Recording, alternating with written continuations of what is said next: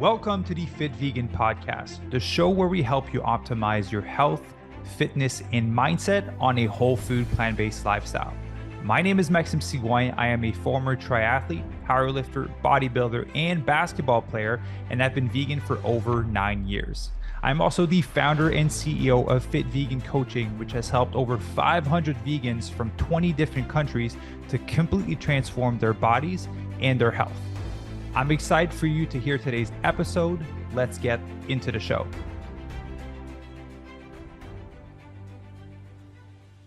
All right, good morning, everyone, and welcome to another episode of the Fit Vegan Podcast. Today, we're going to talk about the mistakes to avoid for your New Year's resolution, because New Year's is in a few days now only. And so I want to equip you with the right tools to ensure that you're going to be successful.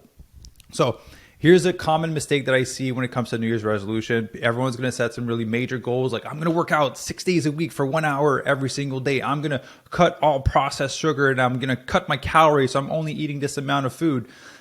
My question to you is, do you think that that's sustainable, right? A lot of fad diets don't work because they are not sustainable. They only work for a short period of time because you're able to kind of commit and sacrifice a lot to be able to stick to this little amount of food and to stick to this crazy schedule of working out. But the main thing you want to look at is this sustainable? Is this a way of training and eating that I can see myself doing for the rest of my life? And if the answer is no, then don't use that approach for your fat loss, right? Here's my honest opinion when it comes to New Year's resolution. Setting goals is great. Taking action on them is great, but the approach to which you use is extremely important. And again, it's a stereotype. Like, it's just funny at this point how people repeat the same cycle every single year, right? The gyms get crowded mid-January. It lasts until March. After March, it dies down. And then it's kind of like just the regular people that are still there. The original people that were there in December are there in March. And that huge wave of people that came in are not there anymore. And it's going to be the same thing for anyone that wants to transform their body. And so here's the thing that I recommend you to do. Either one, get a coach that'll allow you to do it in a sustainable way. Obviously January and February is really busy for us. And so we do have limited spots. But if you want some guidance on how to do it on a whole food, plant-based lifestyle with taking care of your training, accountability, and everything, we can help you. There's a link down below for that. If you're doing it on your own and it's your first time, you haven't really worked out before, you haven't worked out in a long time, start slow, right? 6 days a week for 1 hour or 2 hour. I've heard some people say for New Year's resolution, that's extremely unsustainable. Like, if you're already not doing that, you're just adding 6 to 12 hours. You're just removing 6 to 12 hours of your week to do this specific thing. You have to consider that when you say yes to something, you're saying no to something else. So what is the no you're saying no to? Are you sacrificing potential on your sleep? Quality time with your partner, quality time with your kids? Are you sacrificing a little bit on your social life? Like, where is the time? Where are you pulling this time from if it's not something that you were doing before? If you're pulling it from watching Netflix, that's good. But again, 6 times a week, if you haven't really worked out before or haven't worked out in a long time, like, your body's going to be sore. Your central nervous system is going to be tired. And there's going to be a point where you're like, I need a rest day, right? And then you have a rest day and you're like, oh, this feels really good. This feels like before when I wasn't working out. And you'll go for a second rest day, and then it turns into a third rest day, and then it turns a week into a month, and then it turns to 6 months. I've seen it over and over again happen every single year. So here's the proper approach. Start small and build up, because if you start big, you're going to have to say no to a lot of other things in your life that potentially you can only hold off for so long, right? There's a lot of people I see go really intense. They say no to a lot of obligations that they have, but the thing is, you can only do that for an extended period of time. So start small. So science shows 3 times of strength training a week is the minimum that you need to do in order to see good results and put enough stressor on the muscle for it to become stronger and bigger and more resilient, right? So minimum, we need to do 3 strength training sessions a week. If you don't have time to do more, just do that. Don't add cardio in yet. Right? Cardio is important, but it's not what's going to give you that longevity, because if you're new to fitness and you work out 3 times a week, like, it'll be a little bit of a cardiovascular exercise for you, because again, you're a little bit out of shape and this is going to get you back into shape. So it'll be challenging enough, but 3 times of like 30 to 45 minutes just to get started. Start with a full body split, right? So do Monday full body, Wednesday full body, Friday full body, for example. It'll give you a recovery day in between. It'll give you 2 days on the weekend, and then it'll give you time to figure out your schedule to make this sustainable, right? And then once you kind of master this for like 1 to 3 months, right? After like 2, 3 months, you'll be like, okay, I got the hang of this. Like I'm looking forward to my workouts. Your body's re-coordinated again. Because when you stop lifting and you go back into it, your body you feel all weird, especially for like a squat or a bench press. Like you're bench pressing and your arms are shaking. Like, oh my God, how do I stabilize this weight? Same thing when you do a squat, your body goes down and starts to shake a little bit. Your central nervous system just needs to be adjusted to having additional weight on top of you and doing a specific movement. So once you start to get coordinated again, you start to get a little bit of strength, you start to like feel good. You're like, all right, cool, this is great. Naturally, what's going to happen by you exercising is, you're going to want to start fueling yourself a little bit better. Like, I'm putting in this exercise, I'm feeling good. I don't want to eat food that's not going to make me feel good. And so you're going to start cleaning up your nutrition just, as a side effect of you exercising. And once you kind of gone that path down, like 2 to 3 months of exercising 3 times a week, then let's start looking at your nutrition, right? Start like cutting out processed sugar for half the day. For example, the from noon to midnight, stop eating processed sugar. If you want a little bit in the morning, right, in your cereals, you want a pastry, whatever it may be, like just cut it for half the day. And then maybe 3 weeks after, just remove it as an overall, right? Like you start to like play around with that. You need to go slow and steady because, man, cutting 1,000 calories, cutting processed sugar, 6 times the strength training sessions, 6 times workouts a week from 1 hour, like that's a pretty crazy thing to adapt to off the bat. Like again, 1,000 calorie deficit, which is what most people do because they want to lose 2 pounds a week because they're in a hurry, they want to lose weight really fast. But don't understand it's actually hurting them because you're going to lose some more muscle mass. You're going to be hungry. That's a lot of food to cut. Second, if you cut all processed sugar, you're going to have tremendous cravings on top of being hungry. And then you're going to exercise 6 times a week, which is going to burn a lot of calories, which guess what? Is going to increase your hunger. So like double hunger with the deficit and then cutting out sugar. That's going to be pretty tough for you to deal with and not be a cranky human being. And then your partner and your kids are going to have to suffer from that. So it's a lot better for you to do it sustainably for the benefit of the people that are around you and from your own mental sanity. So just start small, right? When you come to New Year's resolution, you set your goal, you have a mountain in front of you. When there's that mountain in front of you, do you think you can take one big step and get on top of it? I know you wish you could, but you can't, right? You got to take it one step at a time and work all the way through. And again, depending how big the mountain is, there's an acclimatization phase that you have to go through, right? Like if you go from the bottom to the top really fast, you don't give your body a chance to adjust to like the oxygen level decreasing, you're going to get dizzy, you're going to get sick, you're not going to feel well, right? It's the same thing when you're trying to lose weight too fast and you're trying to do too much too fast. You're going to get dizzy, you're going to feel weak, you're not going to feel good. There's literally the symptoms that you're going to have. So, you have to slowly climb the mountain, and then you're going to get a plateau where you kind of like sleep there for like a day or two, you adjust, and then you climb back and you adjust to a new level of oxygen. And that's you building new habits, getting adjusted to this new lifestyle, tweaking your schedule to make sure you're able to do these workouts, tweaking your schedule to make sure you're able to do the meal prep so you can stay on track with your nutrition. Then you get to a new plateau. Now it's like, okay, how do I make the right decisions when I'm at the restaurant, right? And you stay there for a little bit, you kind of experiment and explore with it. Okay, great. And then you keep walking and go to the next plateau, right? And over the course of 3, 6, 9, or 12 months, depending on what your goal is, you're able to be in that position where you've reached your goal when you're at the peak of the mountain, right? And now the beauty is once you're at the peak of the mountain, you have a choice to make. Never go back down the mountain to where you're at before. The new peak could be, hey, let's reverse diet for 3 months. Let's speed up our metabolism to ensure that we can keep this weight off. Or maybe it is, I want to run a 10K now. I want to do an Ironman. I want to do a marathon, which is something that we see often with our members. You get to choose what the new peak is. And the beauty of life is to constantly keep setting these peaks, because from personal experience, once you get to the peak and you reach it, you're like, yes. And then it's fun for like 2 minutes and you're like, oh, what do I do now? Right? What's the next thing I want to reach? You're able to enjoy that moment of all the hard work that you've done, but you can't live in that forever. It's kind of like, what's the movie with Adam Sandler where he slept with his teacher when he was a kid? And that was like the highlight of his life. And now 30 years later, that's still the highlight of his life. Like he's still living in the past of like, I did this really cool thing, right? You can't live in like, I lost 40 pounds like 10 years ago. And you're like still living in that. And you haven't set new goals since then, right? Once you've reached your goal, great. Enjoy it. Live in it. right? Embrace it. And you're like, great, like what would be the next great thing that I would like to experiment with this new body? Like what's a new boundaries that I can push with my body? For some people, it's just like, I want to build some muscle. For some people, they want to test themselves from an endurance standpoint. Like you get to choose, right? The world is your playground. Again, going off topic.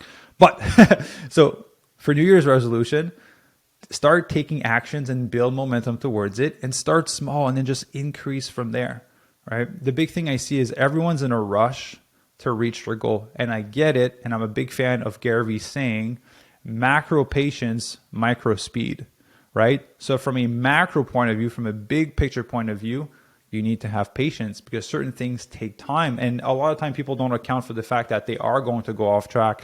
They don't account for the fact that life will throw them curveballs that will set them back a little bit. Man, we've had members that their partner got sick, their house got struck by lightning 2 months after. There was a flood 2 months after. Like there's this person who was just like dealing with obstacle after obstacle after obstacle. But she kept showing up. She kept showing up. So we can't always predict what life will throw our way. And so if the duration of our goal takes a little bit longer, it's fine. As long as you don't quit, eventually you'll get there, right? So macro patience and in micro speed. So what that means is on a day-to-day basis, do the actions that would allow you to reach your goal as fast as possible, but be patient from a big picture point of view. So that would be, do your 7,000 to 10,000 steps per day. Do your workout if it's a workout day. Respect your nutrition for the day. Get a good night of sleep, right? Meditate for the day. Like do these small little actions on a day-to-day basis that will allow you to reach your goal in the bigger picture and have that like little, sense of urgency on a day-to-day basis of like taking those actions, but have macro patience. So again, macro patience, micro speed is how I live my life. On a day-to-day basis, I just love to operate and take action, but I understand that like some of the goals I have will take me 5 years, some will take me 10 years. And if they take me 15 years, I don't care because I still get to reach the goal that I want to reach. One of my big goals, and that's the first milestone, is to help 10,000 people get lean, thrive, and disease-proof their body by 2023 through on a plant-based lifestyle. So through a Fit Vegan program, I want to be able to have helped 10,000 people.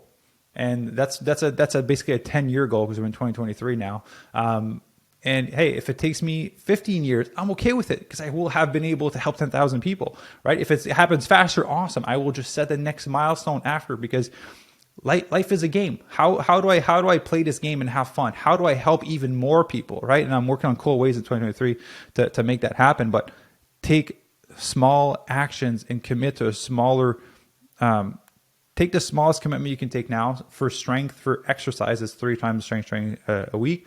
From a nutrition standpoint, even if you just eat your maintenance calorie and you clean up the types of food that you're eating, you're going to notice a difference in your body. You're going to notice a difference in how you feel, in your gut health, in your mind, in your energy, in your sleep, in your sex drive. There's going to be a huge difference, right? So just start small. If you throw too much on your plate, it's going to be really challenging to sustain for an extended period of time, and you need to make this sustainable. And so I don't want you to fall within the statistics of people that are like, yeah, I'm going to do this for New Year's resolution. And then comes March, everyone falls off the wagon and they go back to their old habits, which is why accountability is so important. It's critical. I personally would consider myself a highly high performance person that I've had, a good amount of success in my life so far. I have several mentors and coaches that hold me accountable. I meet every single 2 weeks with my Tony Robbins coach. I meet every single week with one of my mentors. Every single month with one of my mentors. I connect every single week with my accountability partner, Luis, who we've been doing that for the past 3 years. Every week we connect and we go over a list of things that we said that we would have had done at this point. And this for 2023, we're upping the ante because we started noticing like when we didn't do some goals, there was no consequence to it. And now there's a $20 cost per task. So every week, him and I have to assign ourselves 2 to 3 tasks that will allow us to move the needle in the projects that we're working on.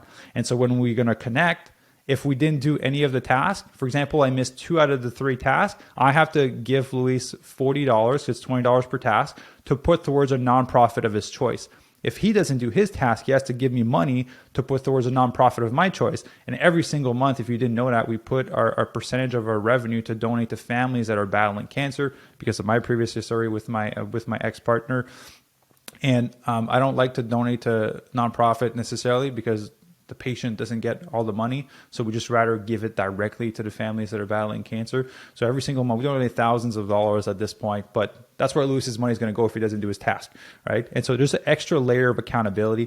Not necessarily about that $20. The $20 is a little bit of like a pain point and an incentive for us to stay on top of our task, but accountability is really important of the specific goals that you want to reach, because let's be honest, not a lot of people are self-accountable. Like, I'm going to do this, and then they do it.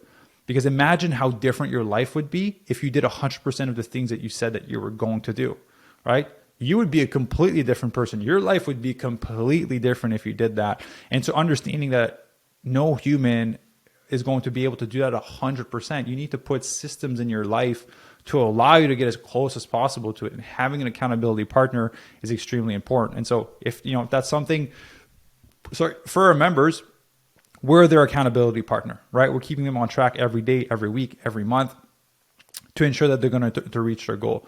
If you don't have a coach, hey, find someone, find your best friend, find someone that wants to level up with you, someone that has the same desire to increase the quality of their life in 2023, and partner up with them. And every single week, just set goals of things that you want to have accomplished by the next week. If your goal is, for example, to start a YouTube channel, which this video is also going to go up on YouTube, right? Like, have an accountability partner of like, hey, I want to have 2 videos posted by the time we connect next Friday, right? And if I don't, here's X consequence, right? And then just put those little systems in place to support yourself. So again, start slow, build from there, build momentum, and then have accountability. That's going to make the world of a difference for you in 2023. And I swear to God, if you tell me that you don't need these things, you will be a part of the statistics that in March, you're going to be like, oh, I don't want to do this anymore. I can't sustain this anymore. And you just fall off the wagon. I don't want you to fall off the wagon, right? I want you to succeed next year. So if you want to succeed, you want the help of a coach, again, there's a link down below where you can book a free consultation call with us. We'd love to be able to help you and actually see if it's a good fit, because January is pretty freaking busy. And I also know that there's a lot of people that are going to fall off the wagon in January. And so I am really selective as to who I take on in the program, because I'm not looking for clients. I'm looking for success stories. I'm looking to transform people's life. So I don't want someone coming in and not doing anything. Like, that doesn't serve me and the ultimate mission that I have. I want people to come in and do the work. And so there's a little filtration process that we go through to make sure people are actually committed. So if that's you, there's a link down below. You can book your call, right? So guys, hope this video was useful to set you up for the New Year's. I just want to say a massive thank you. This year, in terms of podcasts, has been extremely incredible. We've been able to, I think we're like 60,000 plus downloads. It's been a crazy year for the podcast. It's grown tremendously. And so I want to say massive thank you for all your support, all the love. Thank you for sharing the podcast on Instagram and all the other platforms. It means a lot to me. It's allowing me to expand my mission of helping the world get lean, thrive, and disease-proof their body. Because like I mentioned, I lost my ex-partner to breast cancer, and I saw what the battle was like to go through cancer. And it's something that can be easily prevented through a whole food, plant-based lifestyle and an active lifestyle. And I don't want anyone to go through that. And so I really appreciate you guys' support and love and being able to share that message to help me help others not be in that position, right? And I don't want you to be in that position either. And so just thank you for all the love and support, and just happy New Year's to every single one of you. Let's freaking crush 2023 together. It's going to be an incredible year, and thank you for being along for the ride with me. It means a lot, and I hope you have an awesome time with your family, and I will see you in 2023.